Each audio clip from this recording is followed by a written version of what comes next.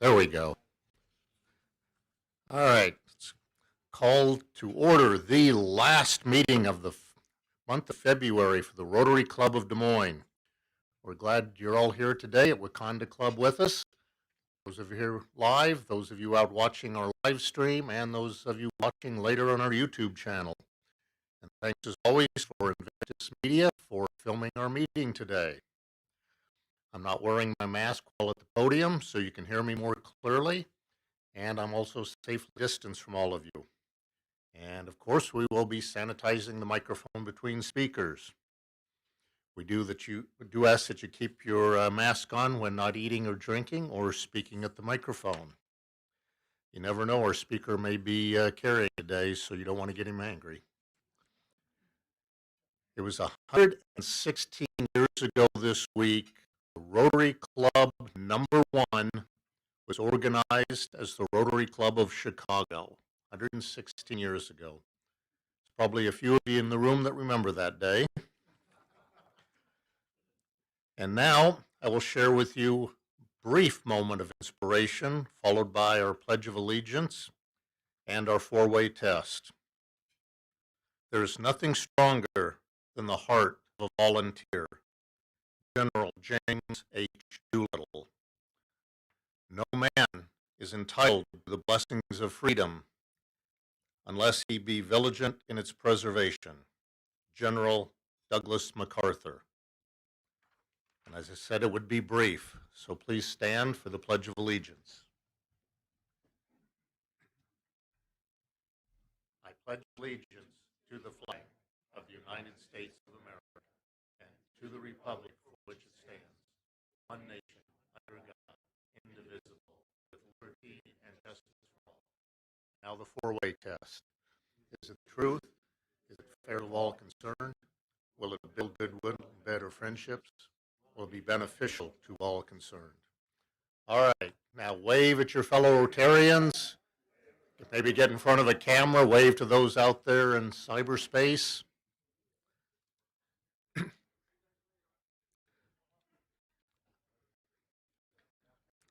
All right. We still need more of you to help with this duty of the inspiration. Again, we're asking for one thing once a week. No one should have to endure me speaking up here more than you have to hear me. No one deserves that. The sign-up link is in your Tuesday e-bulletin. There's also a paper copy in the back in the lobby. And of course, you can contact the Rotary Club office. On Monday, a Survey Monkey link was sent out to everyone with a very quick one-question survey from the Community Service Committee. The same survey link was available in the e-bulletin this Tuesday. Thanks to the 80 of you that have filled it out. If you've not yet completed this one-question survey, please do by tomorrow. It is so easy that even a University of Iowa graduate can do it. You know I had to do that. Now, we're going to have Raj Hetheth introduce our speaker today. And don't forget, if it's time for questions for our speaker, come up to the microphone, state your name for the record and for the live stream guests, and then ask your question, please. And with that, Rob, please.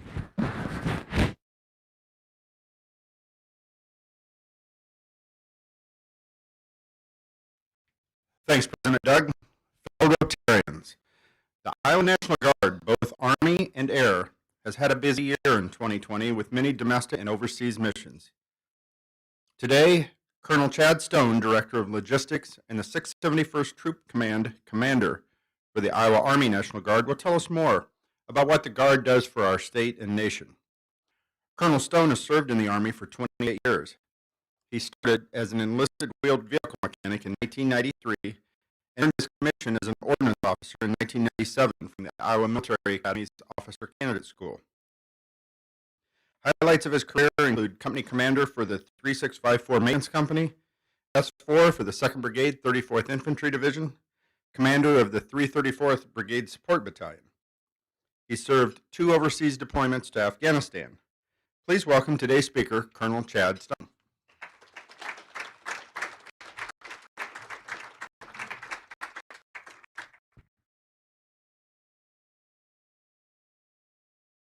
Thank you, Rob. Hey, good afternoon, everybody.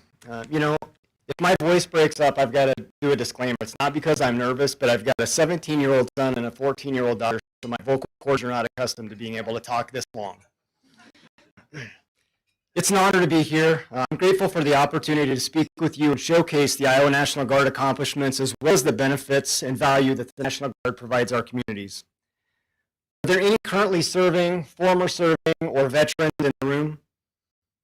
Okay, so please accept my deepest appreciation. I'm very grateful for your service to our nation. I know the sacrifices you've had to make. I've made them the last 28 years, and my family has made them. And so as a token of my appreciation, I do appreciate your service. Thank you very much. And especially, we go back a few days, so. Like many of you, the organizations you represent and the organizations you represent, the Iowa National Guard gets extremely busy, and sometimes we don't take enough time to pause and reflect and share those things that we do. My goal today is to let you peek behind the curtain and see what the Iowa National Guard has done, where we've been, where we're at, and where we're going. More importantly, I want to provide you examples of the Iowa National Guard capabilities that you may not be familiar with, and discuss leadership opportunities that our leaders get that may benefit you and the civilian communities. Much of what I want to discuss today is where we are currently postured and where we are going in the future. So let's first take a look at where we started. So 28 years has been a long time for me. I started in the pre-9/11 era, and that's the past. The pre-9/11 Iowa National Guard served as a strategic reserve with a primary focus being domestic response. We primarily supported state emergencies. Many of you are familiar with the floods of 1992. That was one of my first state domestic responses that I supported. National Guard deployments were a combination of 2 different types of deployments. Primarily, we would backfill active duty units to mobilize overseas, and we would backfill them somewhere in the United States. There were a few units, however, that had the opportunity to deploy overseas and support their active duty counterparts. The time commitment for our soldiers was pretty reliably 1 week in a month, and 2 weeks in the summertime for annual training periods. And that's where the term weekend warrior stemmed from. National Guard funding was challenging, problematic, and competitive all at the same time due to the strategic nature of our reserve status forces. Equipment mostly consisted of World War II era equipment, and this first started to change when Humvees came in the late 1980s and early 1990s.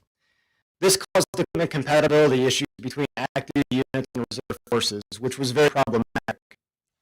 At the national level, largely overlooked these compatibility issues because we were thought to have enough information or enough equipment that was good enough to get us through for our state missions. So that takes us today to pre-9 or post-9/11.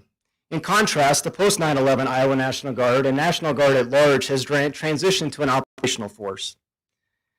Operation Enduring Freedom and Operation Iraq Freedom were catalysts for demands driving requirements. And you'll hear me say that a lot, demands drive requirements. Demands generated by these missions generated an environment where the requirements on our active duty counterparts were substantially large and more significant than they can endure over those missions. In addition to this, logistical formations required to support those missions come primarily from the Army National Guard and the United States Army Reserve. One downfall is the time commitment for our soldiers has increased and gained a level of unpredictability. What we see now, it's not uncommon for our members to do additional training days, extended drill weekends, extended annual training periods, additional military schools are involved, and sometimes we get a year-long experience, whether we deploy overseas or we deploy in the United States of America. Simply put, we ask more of our soldiers today than we ever have in the past. And sharing that burden are the families and the employers who stand behind each and every one of these soldiers. And we're very grateful for the support that the families and the employers give. The bright spot is funding increased. Funding increased commensurate with the operational requirements that we faced.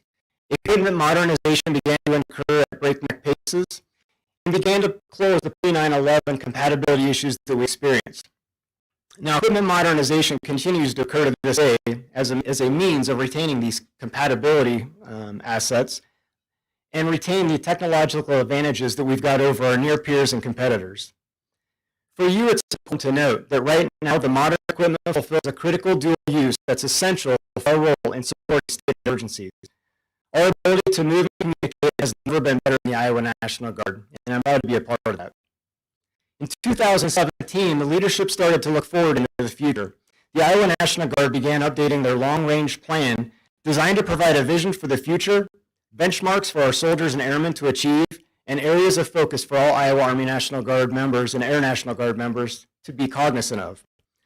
The final plan published in 2019 provides framework necessary to advance the organization through 2028, and we'll review this plan frequently and adjust the benchmarks accordingly. But the revised Iowa National Guard mission aptly captures what we must do. We will remain operationally relevant and always ready to deploy, operate, and succeed as a part of the total joint force at every mission across multiple domains in the homeland or abroad. The handout you have in front of you illustrates our 4 primary lines of effort, consisting of field a competent and ready force, maintain force structure and relevant type of units, develop sustainable infrastructure, and finally, to take care of our most precious resources, our service members, employees, and families. If you ever want to reference this document, you can do a Google search, and it's posted on the Iowa website, and it's available for anybody to preview. Through our service to community and stewardship of resources, our aim is simple. We want to be the most trusted organization in Iowa, and we strive to continue working each day to build and maintain trust in all that we do. So what does this mean to all of you and the citizens of Iowa? Well, allow me to break down the 4 lines of effort into tangible accomplishments and features you may not be familiar with. And so we'll begin with fielding a competent and ready force. Despite experiencing the largest number of National Guard members deployed since 2010, the Iowa National Guard maintained the flexibility to successfully support a few key state and federal missions in 2020. If you refer to page 2 of the handout, you will see a visual depiction of the number of service members who provided support to the governor, our interagency partners, and local authorities while in the state active duty status or 502F federal status. The 2 upticks you see on the state active duty line are indicative of the initial COVID response and the August derecho response. During state operations associated with COVID-19 and derecho, soldiers drove over 420,000 miles delivering PPE to first responders and assisting the delivery of COVID samples to the state hygienic lab. To put that in perspective, that's almost 17 times around the earth without serious incident or injury. They also delivered over 312 tons of food to the local food banks.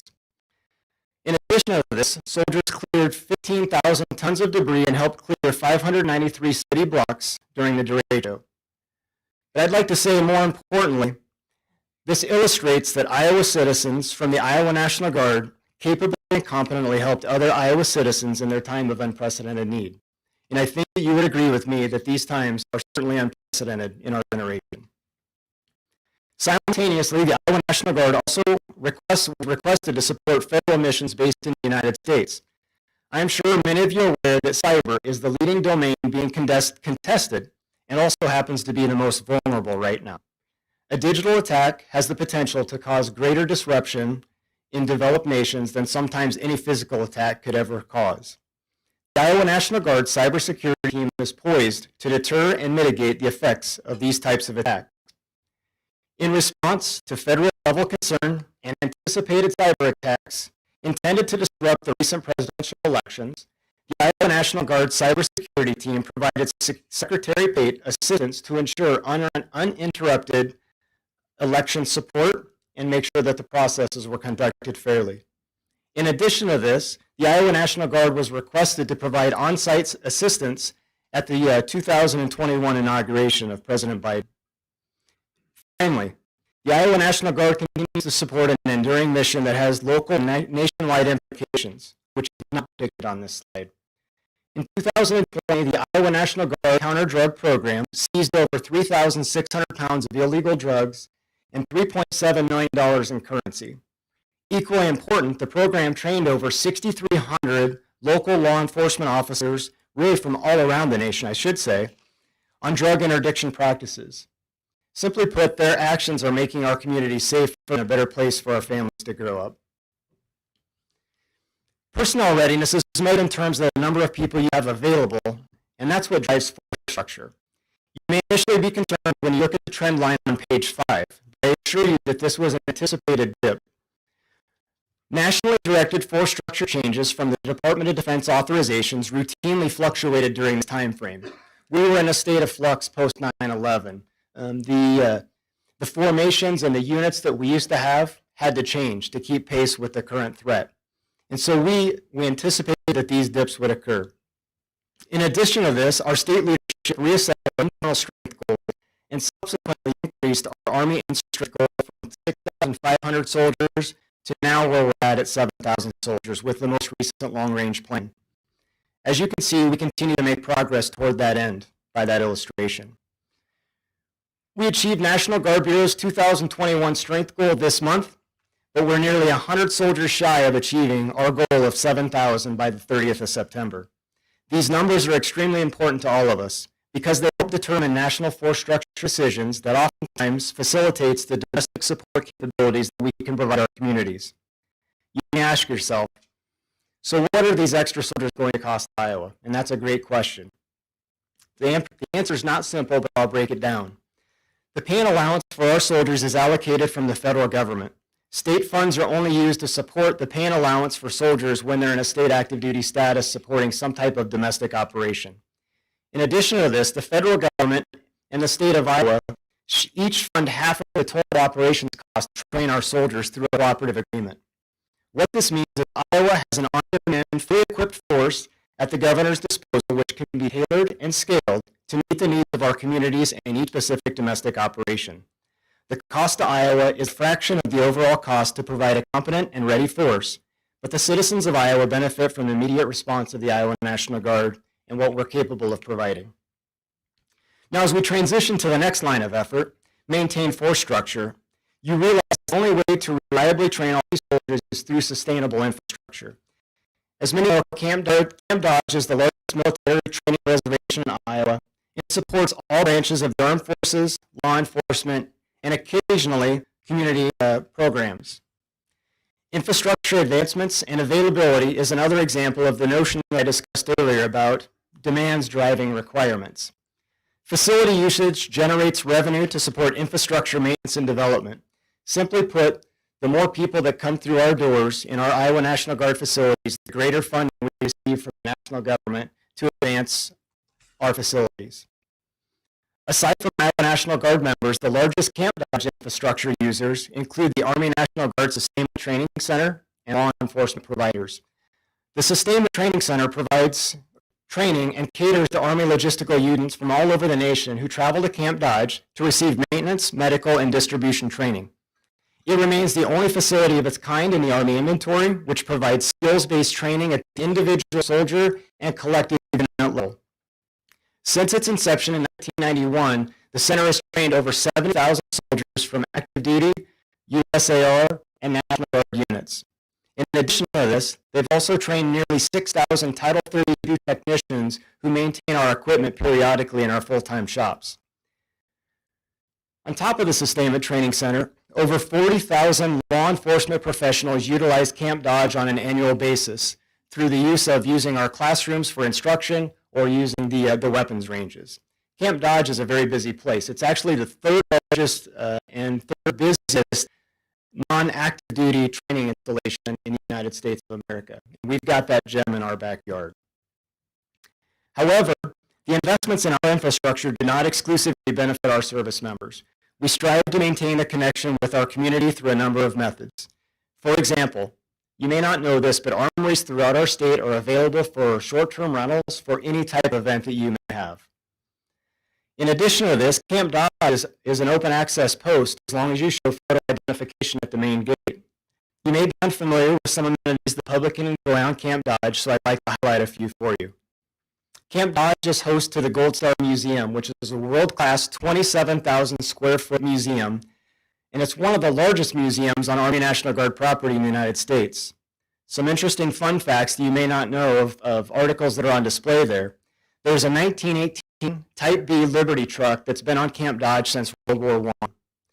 It's one of only 15 museums that has a vehicle of this nature on display.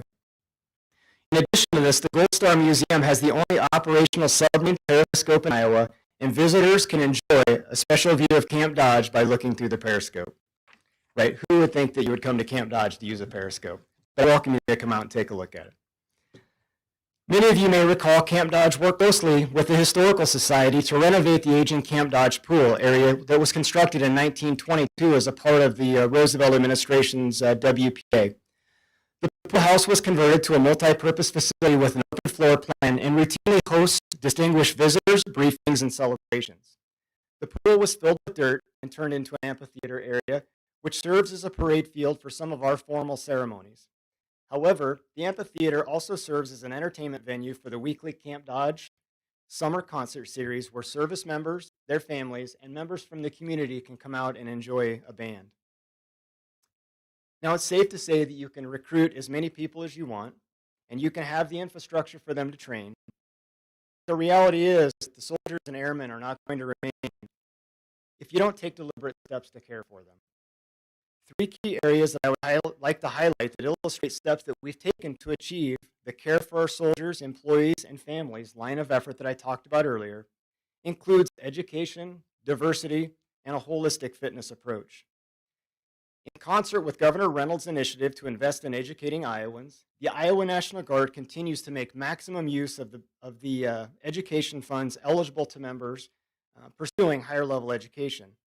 Last year alone, over 900 members qualified for the use of over $4 million in funding. That breaks down to about $5,200 per soldier or airman. Now, this investment is an investment in our members, and it's important to us.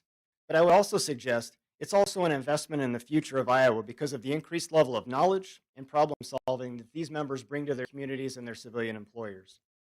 Right now, we have some of the most intellectually advanced and technically savvy members that I've ever witnessed in the Iowa National Guard, and it continues to improve.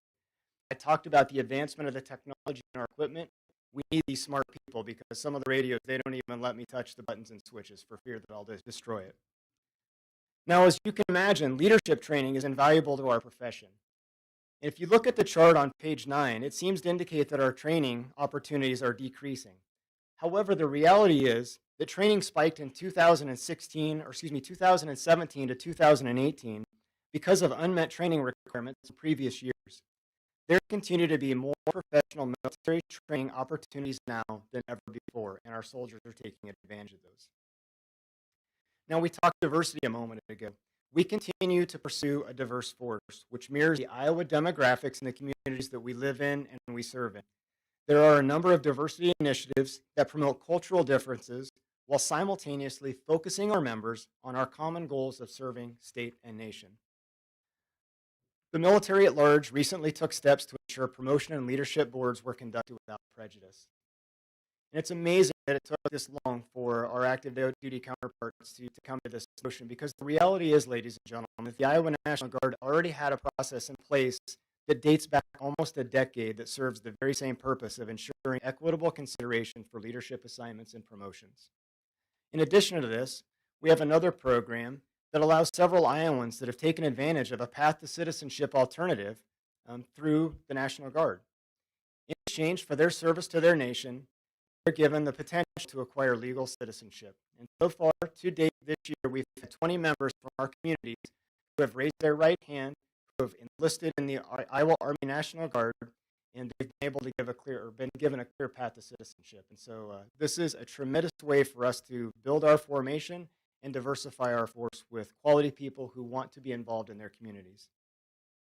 And finally, the Iowa National Guard consistently promotes holistic fitness and health options to our members through the employment of unit-driven physical training, a full-service gym with qualified fitness instructors on Camp Dodge. We have a full-time chaplain staff available for the needs of any of our soldiers, and we also have access to a host of resources designed to help members through challenging times. In line with our fitness focus, you may have heard about this, but the Iowa National Guard is host to the annual Trench Run, which is open to anyone who would like to participate. It dates back to 2017, and it's a 5K endurance run that immerses participants in a physically demanding course with obstacles, water crossings, and battlefield simulation sights and sounds. I will tell you, I've done it before. It is a challenging event. It's a fun event. So this year's event is scheduled to be August 15th, and I'd like to see each and every one of you there running right alongside of me. If you can't lift the sandbags, I'll help you with that. In addition, to the physical readiness of our members, we have increased resources available to our members in regards to financial planning, family outreach programs, and behavioral health concerns. We lose a lot of veterans every day to behavioral health concerns, and no one has the answer. What we've done is we've taken steps to put programs in place to help support these young men and women who are struggling with times, and they can find the resources that they need to make it through those difficult times. So as we look into the future, what do we see the Iowa Guard looking like in 2028 and beyond? Well, the answer is very simple. We will continue to grow the force and sustain an end strength of 7,000 soldiers or more. The citizens of Iowa rely on us to do that. By applying predictive analysis, the Iowa National Guard will continually transform and compete for the right size and right types of units and force structure, which allow the Iowa National Guard to remain operationally relevant at the state level and the national level. Now, in some instances, force structure may be a paradigm shift from the types of formation and domains we are accustomed to. For example, growth in terms of the cyber domain may outpace the traditional ground force that we've become accustomed to simply because of the fragile nature of the cyber domain. In addition to that, there's a movement right now with Army equipment that we're going to a lot of equipment that may not have a human operator at the helm. And so as we look at these unmanned aerial vehicles, unmanned ground vehicles of the future, we have to be prepared to adapt to those. We will remain an agile force comprised of members pursuing or in possession of advanced degrees who foster a diverse culture capable of adapting to emergent needs that the citizens of Iowa have. The Iowa National Guard recognizes that leaders aren't necessarily born, but they're deliberately developed over time through assignments, experiences, and formal leadership education. The senior leaders of today will continue to ensure that the leaders of tomorrow have the ability to compete on an even playing field for challenging assignments and military education so they are poised to meet the unpredictable demands of the future. We will continue to responsibly monitor infrastructure requirements and ensure we have the right resources necessary to train and prepare soldiers for the future. Something that's new is in 2025, we expect to break ground on 2 new field maintenance shops that keeps our equipment operational for our soldiers to use. One will be in Waterloo. It will replace an aged facility that's probably the greatest safety risk to our soldiers based off of the site. That ground will break in 2025, and we're conducting that in concert with the Waterloo City Council. In addition to that, Sioux City will see a groundbreaking for a new field maintenance shop. And that's great for that community because they will be able to take advantage of federal funds to expand their runway to help their growing economy in that part of the state. In addition to this, the Iowa National Guard Memorial Association, a 501c3 entity, began a fundraising campaign in pursuit of better achieving the Gold Star Museum mission, to honor and depict the military experience of Iowans in all wars, homeland defense, and Iowa service. This project would increase capacity to showcase the Iowa National Guard history, provide hands-on learning displays, increase classroom space for education, and more importantly, include a 600-person auditorium capable of hosting keynote speakers from all over the world for our soldiers and events that would be open to the public. So ladies and gentlemen, this has given you a glimpse into the Iowa National Guard from where we started, 9/11, where we're at now, and where we anticipate being in the future, most notably 2028. I appreciate your time today. I hope I was able to provide you a clear picture of where the Iowa National Guard has been and where we're at and where we're going. The common denominator in everything that we do and the focal point of our efforts is we want to remain capable of successfully accomplishing every mission directed by the governor as a means to support the safety and well-being of our fellow Iowans. The very core of our mission is directly tied to the Second Amendment of the United States Constitution, which allows for a well-regulated militia being necessary to the security of a free state. We do not take this responsibility for granted, and we do not take the trust of the Iowa citizens for granted. Simply put, we want to be the most trusted organization in Iowa, and we strive daily to accomplish this goal through our service to community and stewardship of resources. This concludes the formal remarks that I have prepared. I would open it up for any questions that the audience may have.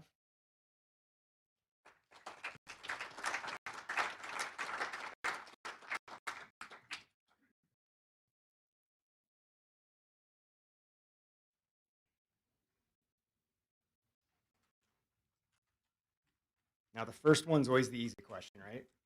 Hope so. Thank you very much for your remarks and thank you for your service. I'm just a little bit curious the relationship between Camp Dodge and what's going on at the Des Moines facility for the Guard with the Air.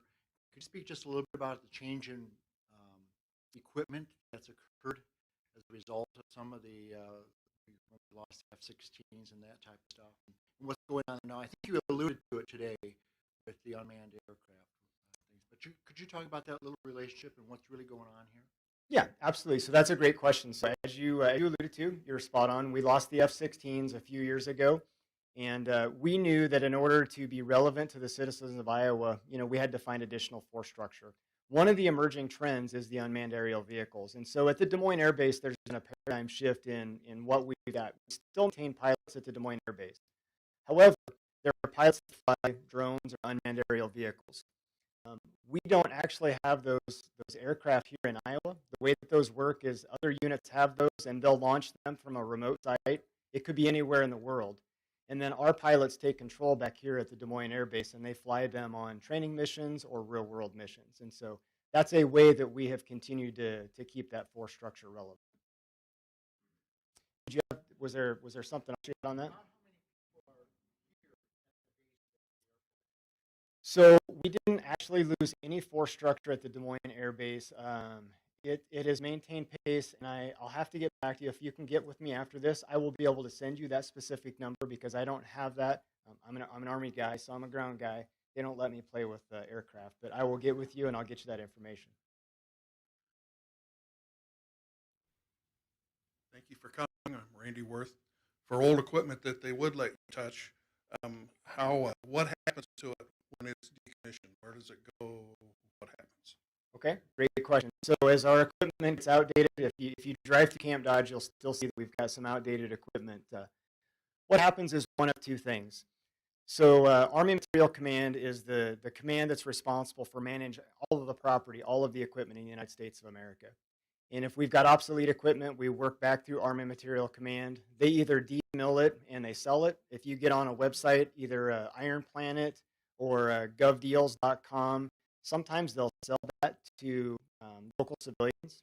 If you want a Humvee, trust me, our Humvees are not as nice as the ones that Arnold Schwarzenegger drove around in the 90s. We don't have Corinthian leather seats, and I assure you that if you try to have a conversation like they do in Hollywood, you can't have a conversation in our Humvees without screaming at the top of your lungs. But you can get on those websites, and civilians can purchase those. Oftentimes, the equipment will go to another active duty installation. It'll be demilled, and it'll be disassembled and recycled through their procedures. Now, for other folks, there are other agencies that work through TACOM, which is Tank and Automotive Command, and that's underneath Army Material Command. And those pieces of equipment can be requested to go on loan to other agencies. And so as you go through the state of Iowa and you see some of our VFW posts and legions, sometimes they've got equipment that's been demilled that they've accepted responsibility for through that program, and they can display those in front of their facilities. But by and large, a lot of the equipment that we've got, we have no say in it whatsoever. We have no control. It goes wherever we're told that it goes to.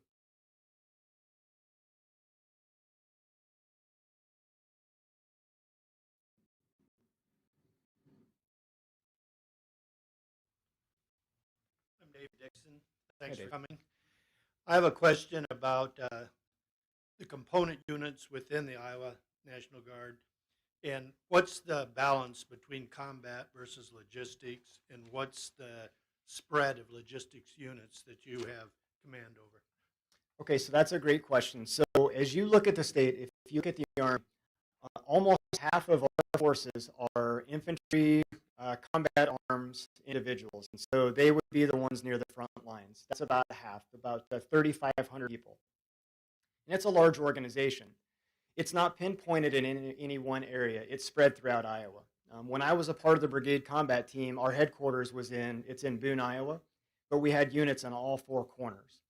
Now, to answer your logistical question, the remaining two-thirds of our forces are really logistics formations.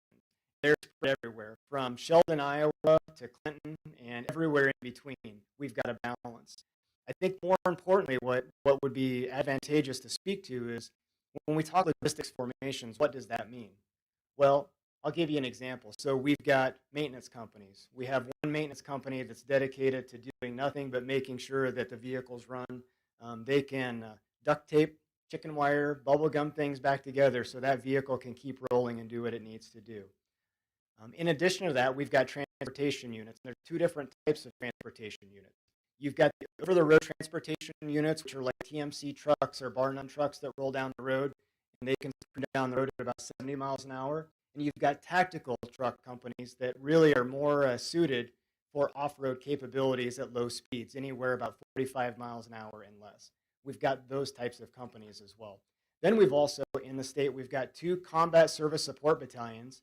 And what they do is they're responsible for overseeing the different logistics formations. And so we've got a whole host of opportunities in the logistics field. That's what I am. I'm a logistics officer, so I am not a maneuver officer. I apologize if you thought that I was the guy at the front lines. But I grew up as a mechanic. I had a chance to go become an officer, and the logistics field is huge in Iowa. It's the largest career field that we've got in the Iowa National Guard next to an infantry officer. So that's the laydown of what our forces look like.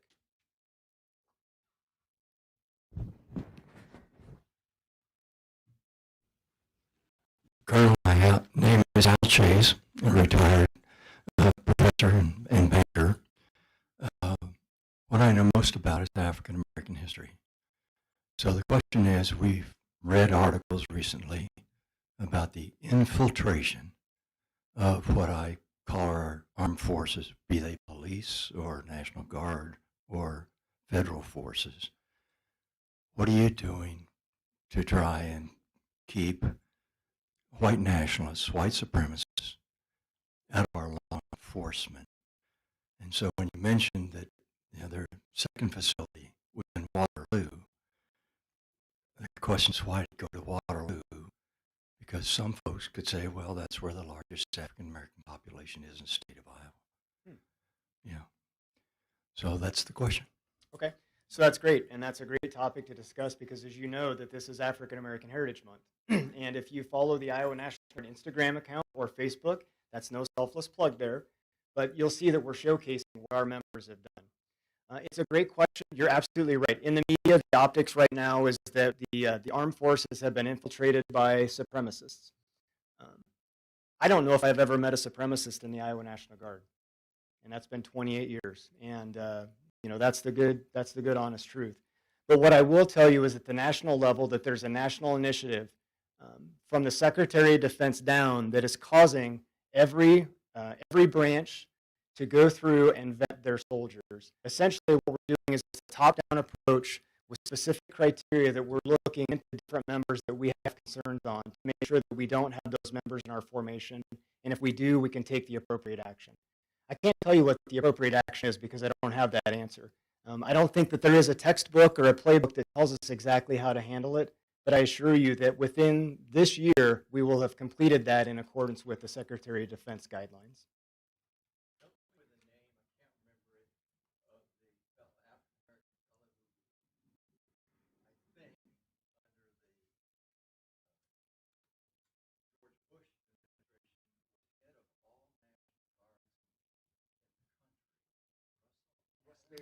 Yeah, it would have been General Davis. Yep. So he's retired. He's retired, and I've lost visibility of him. Careers go crazy, and after people retire, you don't get a chance to really keep in touch with those folks. When I knew him, I met him once, and I was a captain, and so captains don't get to talk to generals very often. General Davis lives in Arlington, Virginia. You're welcome. Hi. Hi, John. I got my start at the 132nd Fighter Wing Nice. back in the A7 days, and chances are you were just enlisting about the time that I got commissioned. Got detailed over to a civilian intelligence agency and stayed there for the rest of my career. What I'd like to, well, first off, I will echo what the Colonel said, you guys. the military is the most diverse workforce in the world. And, I often have people say, well, you guys are all Republicans. Now, we're 50-50. The economic diversity, socioeconomic diversity and all is massive. And so to that point, I think what people here would like to hear from you, Colonel, would be, could you identify some of the locations and types of missions that our soldiers and airmen are actually doing on a regular basis? Because I know you said 6,000 in the Army, and probably another, counting the... It's about 2,500 in the Air Yeah, I was going to Force. say, I think, is Fort Dodge still open? It is. Okay. Between Fort Dodge, Sioux City, and Des Moines, then another 2,500. That's a lot of people, but they consistently are out of town, so to speak. So if you could address that for these guys and just say, this is some of the places that we go to and have done, that would be very interesting, I think. Absolutely, and actually, I'm jealous of John because the Air Force deploys folks differently than the Army does. They get to do, I wasn't going to go there, but what I was going to say is their deployments are typically 6 months or less, whereas ours are a year long, and so they're a little bit different. Did anybody watch the Super Bowl this year? Did you? Okay, did you see the flyover? Would you believe that the KC-135 tanker unit out of Sioux City was one of the tanker units that did a refuel mission for those aircraft to fly over the Super Bowl? Now, you probably know that. If you get on their Instagram and their Facebook, you'll see where they do flyovers, they do training events. The KC-135s, I'm going to cue in since you hit the air guard for me and throughout that softball. The KC-135s are an enormous aircraft, and they're an enabler for our forces. What they do is they've got the capability to refuel missions. And so our Sioux City wing is flying real live missions every day. They fly, they've got fuel loaded on the back of their aircraft, and they're waiting for sorties that are in the region, and they can go ahead and refuel those.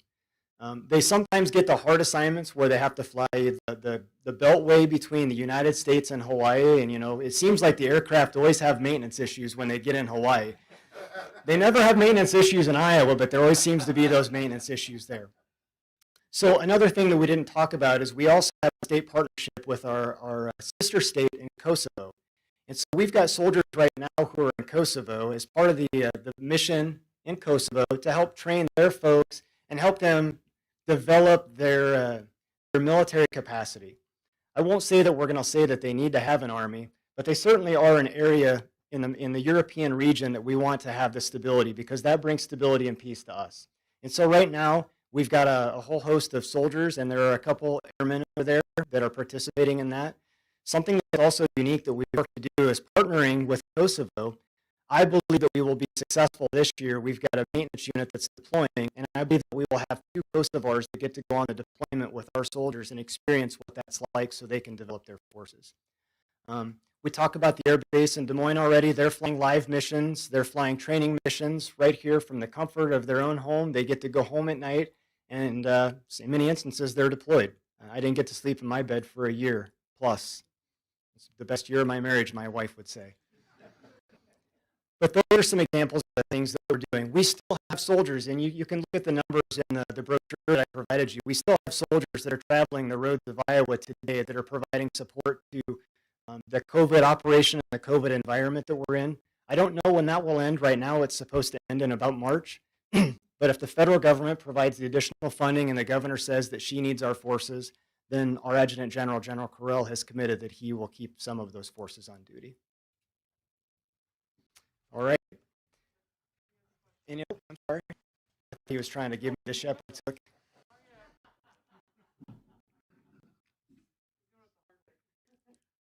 Yes, Doug Saltzgaber. One thing you mentioned intrigued me, that some of your facilities are available for short lease. So does that mean I can go up to Camp Dodge and lease out the firing range for an afternoon, or drive a tank, or can you elaborate on that a little bit? I can't make any promises on the tank. The facilities that we normally rent out are like open auditoriums, classrooms, things of that nature. Oftentimes, like in our outstate armories that are in our small communities, we'll have members from the community that will do wedding receptions. They'll host a number of different things. One of the units that I was responsible for was in Knoxville, Iowa. And what would routinely happen once a month is the local community would gather there, and that's where they would hand out food stamps and things of that nature to needy families. And so being good stewards of our resources and being a part of the community, we live and serve in our communities. Those are the types of resources that we can rent out. Now, if you've got a law enforcement badge, then you can probably come out and probably shoot. But unfortunately, we don't rent our ranges out just because of the potential litigation that could cause. Thank you. Are there any other questions? Ladies and gentlemen, thank you for your time. I really appreciate it.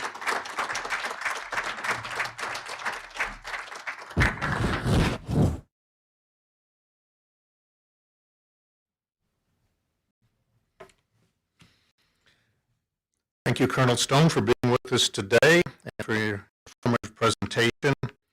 We're also very thankful for your service to our country. We very much appreciate you. We're donating the book, What's Free Speech, to the Downtown School Library in your honor. And I think you've already inscribed some words of encouragement to our young readers. And as John was talking about the Air Guard, about 20 years ago, I was fortunate enough to get on a trip to go down to Florida on a KC-135 tanker and watch the F-16's fuel as we went down. And you know what? Partway down, we had some kind of mechanical problem, so had to quit training and had to get down to Florida really quickly. And spend a couple days down there then. Not quite sure how that happened, but thank you all for being here with us today, whether in person, on our YouTube channel, or live streaming right now. We do understand there's been some audio issues with the live streaming today and some last week.